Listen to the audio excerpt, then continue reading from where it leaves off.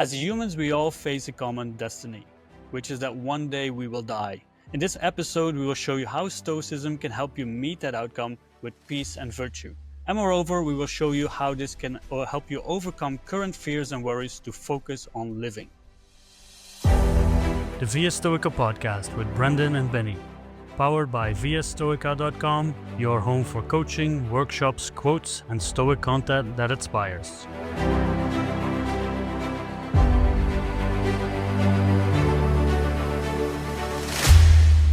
Welcome to the Via Stoica Podcast. I'm Benny and I'm here joined by Brendan. Brendan, how are you doing back there in the mountains? I'm doing good, Benny. It's good. It's a wonderfully sunny day here. Nice little break from some tropical rains we've been getting, but it's nice here in Panama. How are things for you over there in Athens? Well, we wished we had some rain here. It's been quite hot. We've just had a heat wave, close to 40 degrees Celsius. I don't know what that is in Fahrenheit, maybe somewhere Sounds close like a to lot. 100 or 90 or whatever. So it's so hot they actually closed the Acropolis for a few days. That was the vibe here. But I'm doing good, so I'm doing well. But I've had my fair share of heat in Dubai.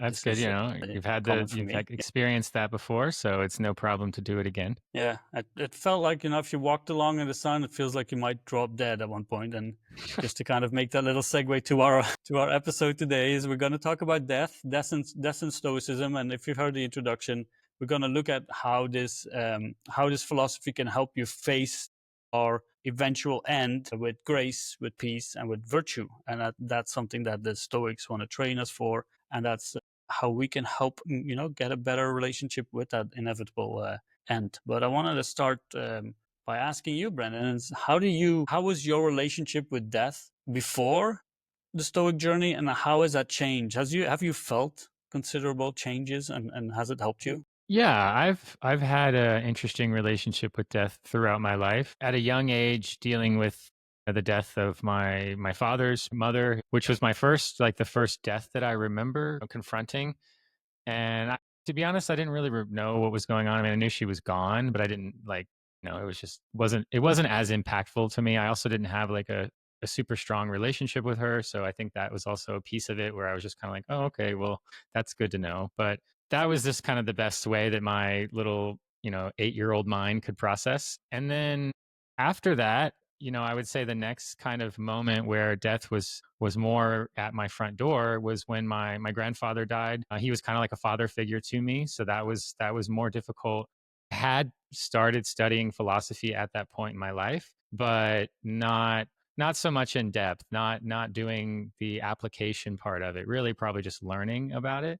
And that was really hard. I mean, it was really hard to go through that and trying to understand that. But I think it started to sort of spark this idea that getting comfortable with death is something that I should try and do. The Buddhists talk about thinking about death 5 times a day, not only your own death, your inevitable demise, but the death of people around you, so that you kind of think about it more, not only to prepare yourself for it, but to really instill that sense of gratitude within you that, hey, death can come at any moment and knock on your door. So make sure you're showing gratitude for the things that you do have, for the days that you do wake up without an ailment or without a problem, right?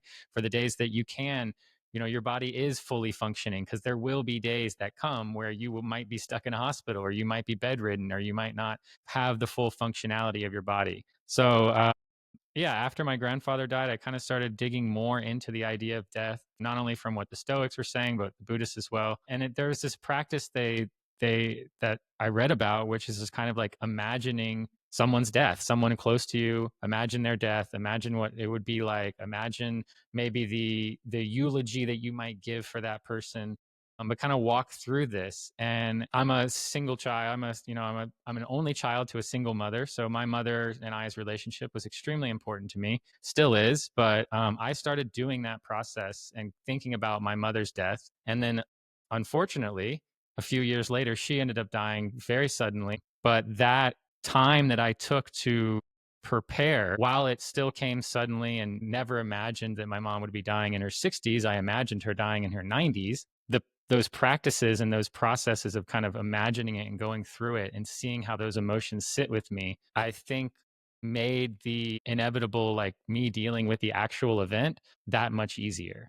It was still difficult. It was still hard. I still went through grief and all the stages and had those sort of difficult times. But it's almost like grief and death didn't have their hold on me as strongly because I had spent time trying to get prepare myself for it. So I think that's really, the biggest thing that I learned throughout that journey is that the preparation for death is the thing that's going to help you the most. It is something that we all know is going to happen. We're all going to face death of, people around us, people close to us as we go through life.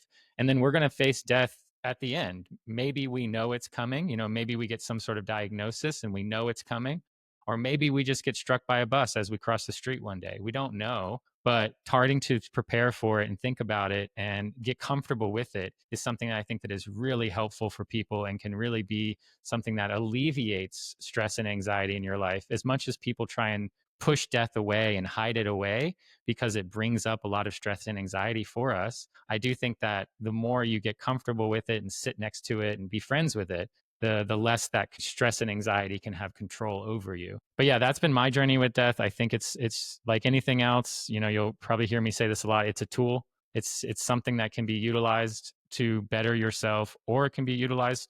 You can avoid it and you can never talk about it, and then that will probably come and bite you later. But those are kind of my initial thoughts on death. And but I wanted to get your thoughts, Benny, on how death has been, how you view death from maybe the beginning of your philosophical journey to how you view it today. Yeah, and thanks for sharing that. I think that those stories and how people view with the topics like this are very important, and I'm sure that the listeners appreciate that as well. At least I get feedback a lot that people like that we share our personal stories, and I appreciate that as well. But and I think everybody has a unique relationship with death, their own ways and their own views, and that's where we have to really delve into what it is that makes it scary, makes us anxious, makes us worry about this thing that we're going to face, right? And even about the people around us. So for me, I don't know if I really thought about it consciously a lot about death before my journey, but I was definitely worried about it. And it was something definitely on my mind. And before, when I was young, I was very reckless, falling out of trees and jumping off of things and hitting my head into walls and all that stuff. So that wasn't, the most safe. But as you get older, you try to be safer. And once I started on this philosophical journey, and once I started reading more about it and seeing how often this topic came back, I figured this is something that is important, right? And then as you face the death of the people around you, I haven't, lost, fortunately, like my close, my core family, but uncles and aunts, they have passed away. And those are people that I spend a lot of time with and have very good relations with, and, friends. And you see it coming closer to you as you get older. So you have to start learning to deal with it. You have to start facing it, because the more you shelter yourself from it, the more it hits. And I think that that's why your examples are excellent ways of showing, like, hey, this isn't something that you want to shy away from. You want to face it. And that's what I started doing. I started asking myself the questions like, what is it specifically that I fear about death? And a lot of it came back like, is it the pain, like me dying, right? This is just talking about me dying. Is it the pain that I might feel just before it happens? Or is it something else? Is it the loss of all my life that I have? Can I let go of that? And I'm still not really 100%. No one knows, right? We only get to experience it once, hopefully. Well, I don't know how that works, but um, I think that that's where it kind of goes into like, how does it feel to me? I'm still on that journey. I'm still trying to figure that out. And as we go along on that journey with the people around us, we will start to see, like, I learned to see, okay, what can I learn from these experiences from other people dying or passing away, right? And I just took it for myself as a tool to learn. Like, if whenever I saw someone pass away close to me, I thought, okay, what can I learn from this, and how can I grow, and what can I do with it? So I thought, okay, this is my wake up call to make sure that I live my life the way I feel I should be living it, instead of having it be dominated or influenced by other people. And that's where I felt like that's my lesson as well. So first, dealing with death myself, what it means to me, why am I nervous, anxious, or fearful about it, really getting to the specifics of it, the moment of, afterwards, the life, leaving life behind, but also how do I deal with the death of others, and how can that give me some insights in life and the phenomenon and what I've got to do with it. So, and Brendan, how do you think the Stoics view death? What is their opinion and their take on this? thing of life? Yeah, so I think the first thing that we need to talk about here is that the Stoics will tell you that death is natural. This is a part of life, it's a part of nature, it's a natural occurrence. So it's not something that we should, again, kind of like shun away or not talk about. We embrace nature, and death is a part of that. So I think that's really important to understand first and foremost, is that this is a natural thing that we should just accept is coming. And then two, I think that there's also a key piece of, and it goes in line with the dichotomy of control, but everything is on loan to us, including our loved ones, including the other individuals that we care about, including our own life. All of this is on loan to us and can be taken from us at any moment. So what we can focus on, though, is what we control, which is our reaction to the death. What do we do when a loved one dies? What do we do when we get a terminal illness and we know we're going to die? How do we handle that? So I think that's another piece of it, is not to get too wrapped up in focusing on things that you can't control. Like, we can get upset that someone died, but if we let ourselves spiral into that emotion and be led by that emotion, that's just going to cause us more kind of unnecessary suffering. So yeah, I think that those are like kind of the two big pieces. And then of course, always coming back to virtue, right? Like how are you going to be virtuous in this experience? How do you honor the person who has passed through virtue, through your actions, through the way that you behave? So I think those are kind of the key pieces, is accepting that it is natural, focusing on what you can control within the situation, and acting in virtue. No, I think you've worded it very well, and that it's natural and it's a necessity, right? They say that we don't die of an illness; we die because of the fact that we are alive. That's when we are born, and that's something that is, they are truly connected. And they talk about how can you be afraid of the infinity that will be passing after you're gone, while you weren't afraid of the infinity that you never experienced before you were alive, right? So we are stuck between those two sides, and we've got to experience life. And I think they would even say that to embrace death, they would see it as their ultimate test, to see how well you've practiced the philosophy, how well you've internalized it. That's why when we look at Socrates, right, the role model, the influencer of Stoicism, how he tried to document his death and how he tried to talk with his friends about it and how he looked at it. And some other, even Seneca tried to do that as well. When you read Michel de Montaigne, a great essay he wrote about the philosophizers to learn how to die, they welcome it.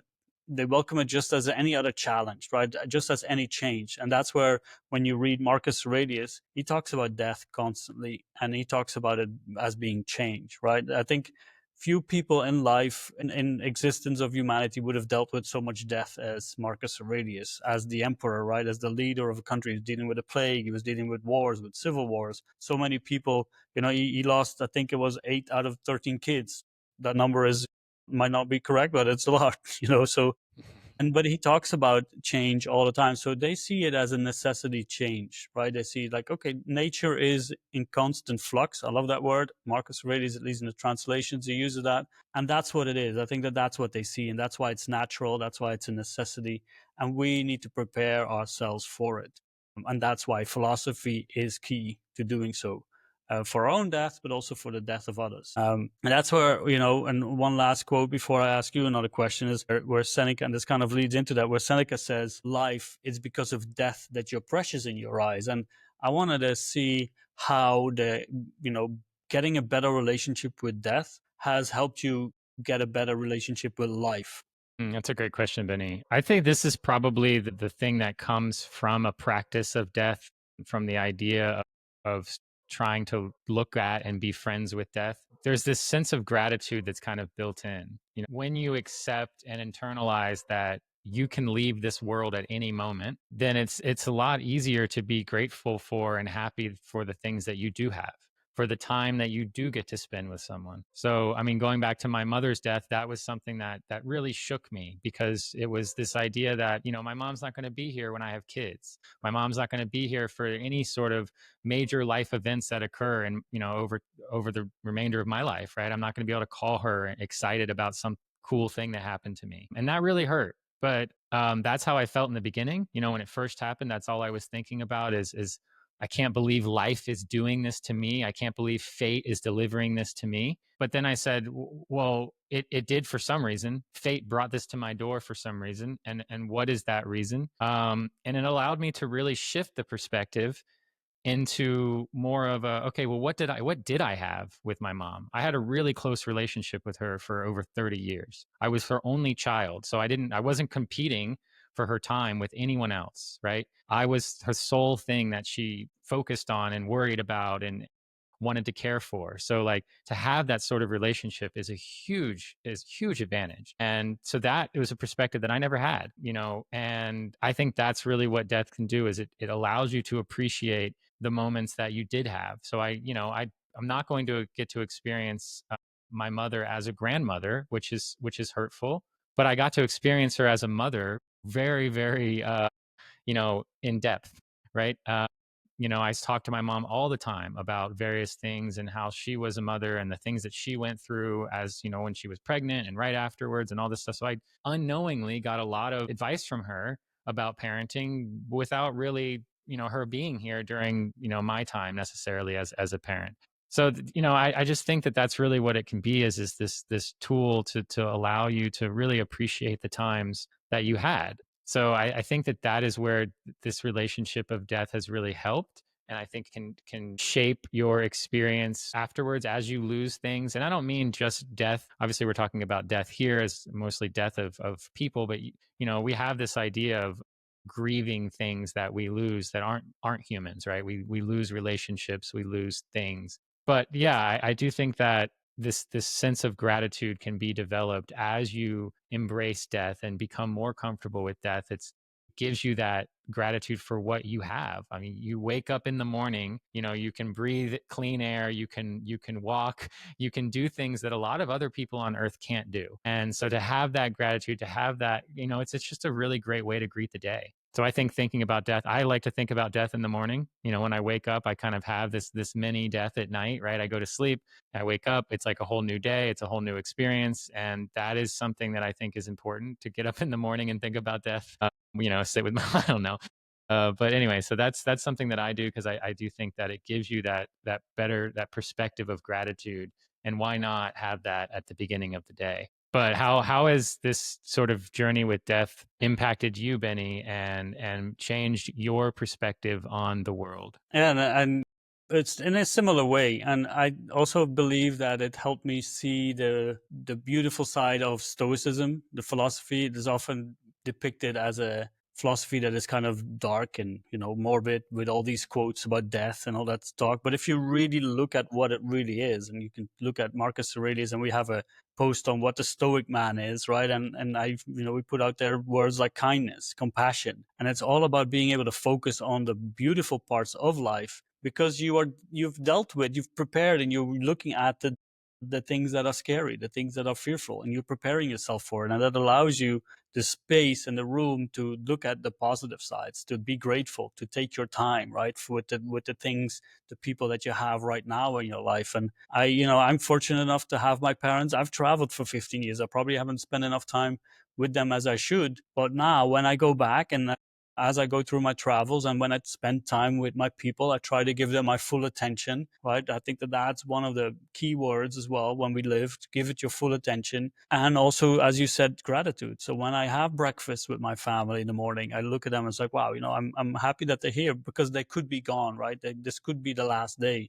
I'm traveling now. I could receive a call, right, from, oh, something happened. I would fly back.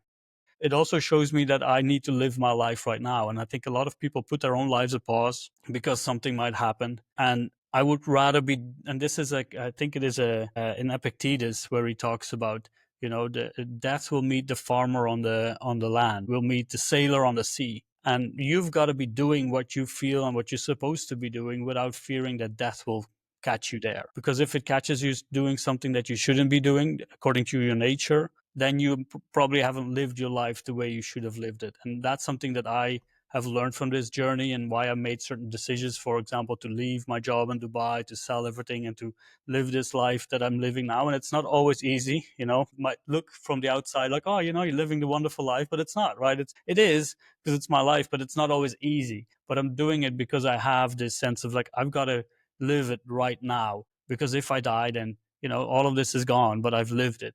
And the same thing with the people around me, that, I can show them, okay, I'm doing the best that I can in my life. And when I'm there, I'll do the best, to be there. And I love everyone, right? So I think that has showed me more appreciation for what I do have, instead of living in fear of what I might lose or what I might not have.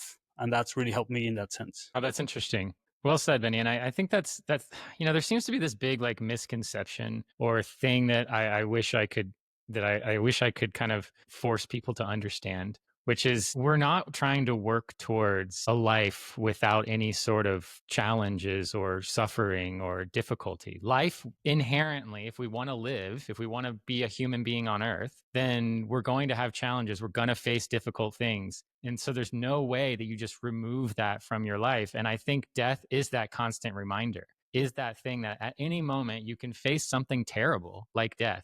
You can get a phone call and that can change your life, where you're never going to see someone ever again because they're gone. And like that is part of life. Now, of course, the goal is this equanimity and finding this peaceful living. But peaceful living does not mean you don't have challenges. Does not mean that you don't have difficulty.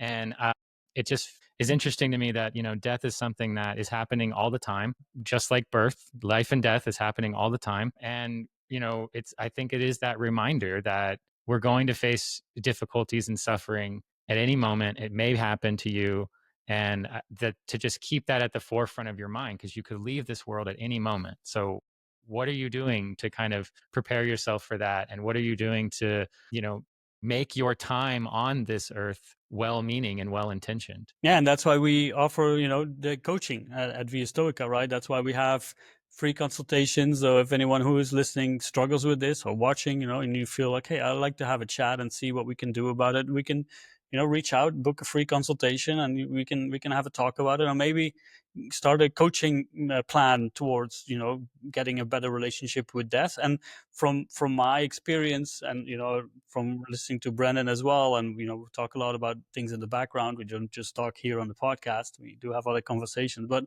it shows that you get far more appreciative of life and you can live it far fuller. And Seneca has certain parts, and I think it's in his letters, where he talks about that some people, they forget to live because they're just too occupied with dying, right? People, so they don't even start to live before they die. So that's something that we've got to make sure that we appreciate this moment that we have. And that's where, again, Stoicism is a really positive, open, and welcoming philosophy for life. But it helps you, as Brennan said, we will deal with things. And the better we prepare ourselves for it, the better we can deal with them as well. And I wanted to ask you, like, what kind of practical practices would you be able to share with the listeners? No, great question. For one, I mean, I did have an app. I don't use it anymore, but in the beginning of kind of this journey of thinking about death, it was an app that I think it was called Croak, like a frog. And every day, 5 times a day, you would get a little ding to your phone that would just be like, I think, a quote about death, or like a little thing to kind of a journal prompt about death, or it's just a little reminder about death. So that happened 5 times a day for me for a while. And that was definitely one way for me to get real comfortable with thinking about death. I also wrote my own eulogy at one point. I wrote the eulogy for my mother and my father. So I think that's also a good practice to kind of like, if imagine that someone that you love in your life, a spouse, a child, dies today. What are you going to say about that? How are you going to feel? And I think writing that down so that I have something to go back to was also really helpful, especially when it came to my mother's death. Going back and having a eulogy that I had written for her prior to her dying was an experience, I'll say. So that was something, and that's what and then the idea of thinking about death, especially about things like thinking about your child dying. Like, these are things that most people avoid like the plague, and it is because it can be jarring and it can be uncomfortable. So I would encourage you also to think about, and while these people are alive, remember the little memories. Try and hold on to them because you'll want them later after they're gone. And also, and finally, I think telling people how you feel about them before they die is a great thing to do. You know, writing people a thank you note or a little letter of just like, hey, these are the traits that I appreciate about you, or these are the things that I admire about you, or, you know, whatever. Like putting pen to paper and letting people know how you feel is a really great way to not only understand, you know, to deepen your relationship with that person, but to really use that idea of, you know, we're all going to die at some point, and this person may never hear me tell them these things because they could die tomorrow, I could die tomorrow, who knows.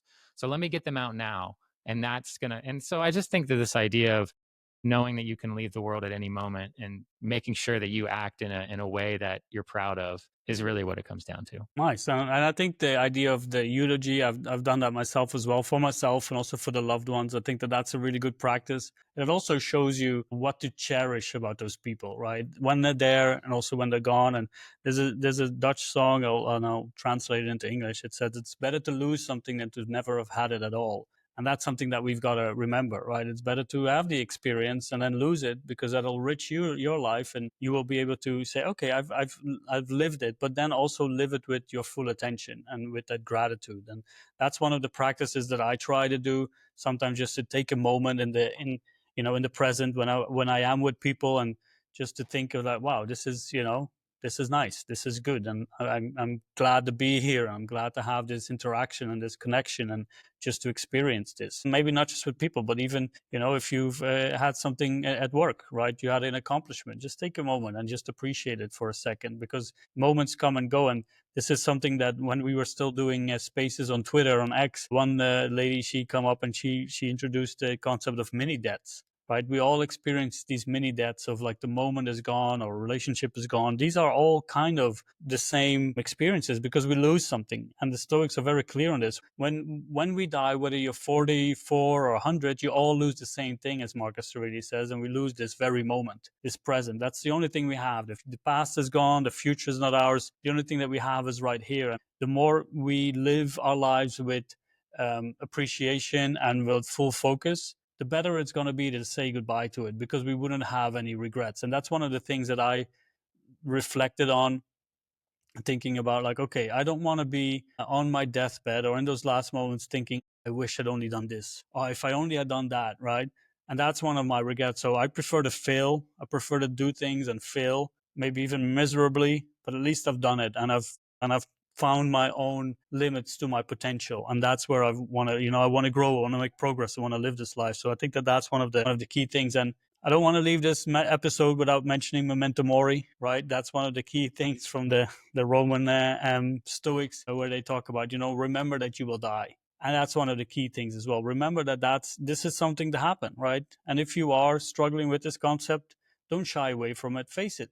Ask yourself those questions. And that's one of the things, as I mentioned before, what I did, my practices, go very specific in what it is that makes you fearful or worried or anxious about death, and just really pinpoint the moments before, when it comes, and even if you get a diagnosis, or I read sometimes, someone saved a life. No, someone prolonged a life, right? It's not like suddenly they are immortal. Someone has saved it. No, okay, but eventually it will happen. And I think that that's something that we've got to remember. And your life will be so much better once you really get a grips and a hold of this piece. I don't know if you have some final words on this topic, Brendan, but as we start to wrap it up, I want to pass it back to you. Yeah, of course. No, one thing I do kind of want to add is a book that I read that really helped me kind of understand and really hone in my relationship with death. It's not Stoicism as much as it is Buddhist based, but it's called The Five Invitations. I can't remember the author's name, but